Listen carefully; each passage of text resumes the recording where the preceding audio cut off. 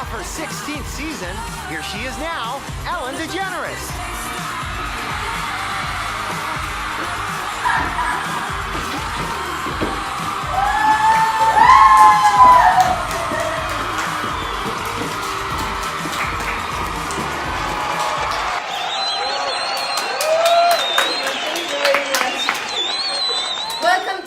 Show. In today's show, we will be talking about Latin American culture, including cinema, music, and dance.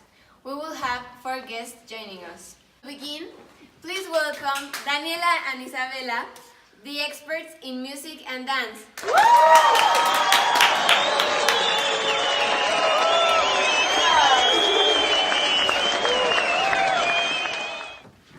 So Dani, can you tell me where does the first dances came from?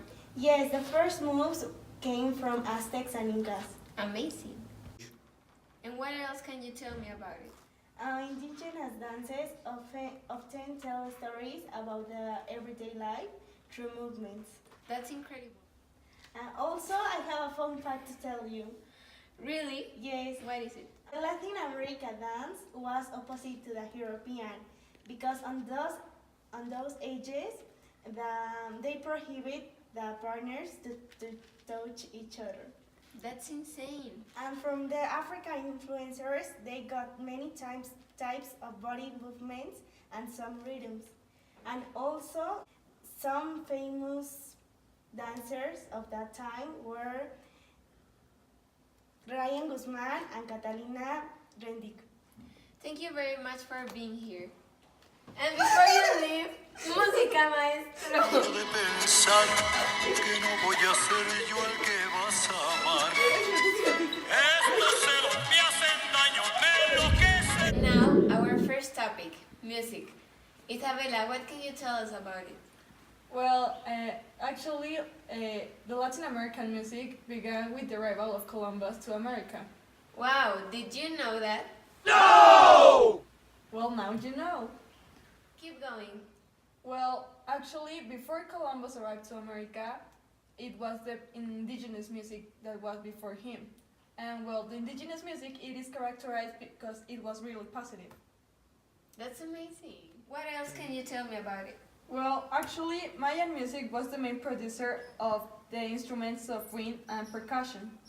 But then, with the arrival of the Spanish and the Portuguese came their music and the new implementation of new instruments. Well, indigenous people soon made a combination of both, creating new styles that nowadays define the music of Latin America. But most importantly, the African rhythms influenced music in Latin America. And we can see it by listening to Brazilian and Caribbean music. And do you know any famous musicians of Latin America?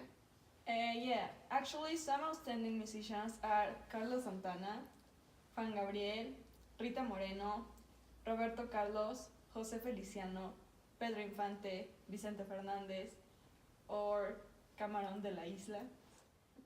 And one famous composer, which is from Hidalgo, is Abundia Martínez. I'm very glad you came here today. Thanks a lot for the information, and I hope you see you soon.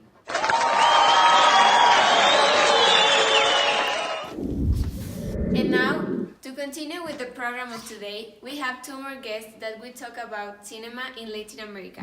Now, let's welcome Andrea and Luis.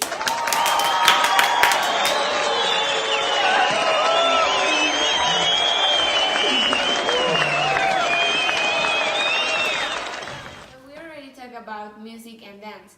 What can you tell me about cinema? Well, cinema in Latin America began in Mexico in 1998. The first film to be made was called Don Juan Tenorio, and it was a documentary of battles of the Mexican Revolution. Afterwards, when cinema became more artistic, the golden era began. And through all of Latin America in the 1940s and the 1950s, it was recognizable for cinema. That's why great artists became popular and who nowadays are iconic. For example, we have famous artists such as Mario Moreno, Maria Felix, Jorge Negrete, Dolores del Rio, Anthony Quinn, and many others. It's also important to say that Chile was another country that was really popular, and it's the only country that have won 2 Oscars, and on the other hand, Argentina won 2 prizes. while Mexico had already won 20. And for example, Mexico won 20 because most of these artists were Mexican because it was where it all began.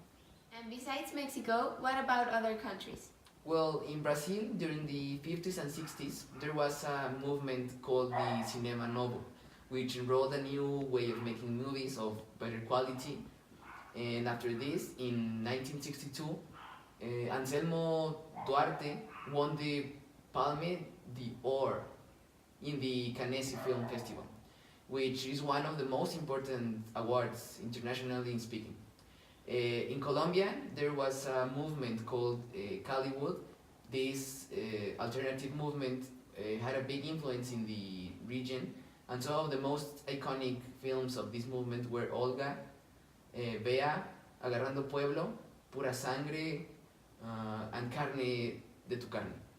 Finally, in Cuba, filmmaking was influenced by the Cuban Revolution.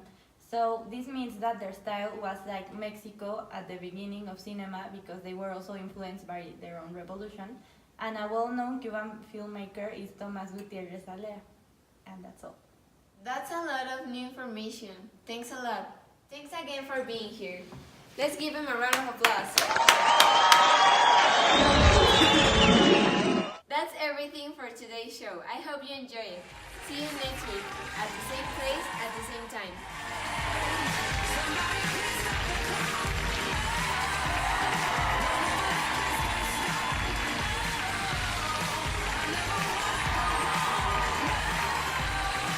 Anyway.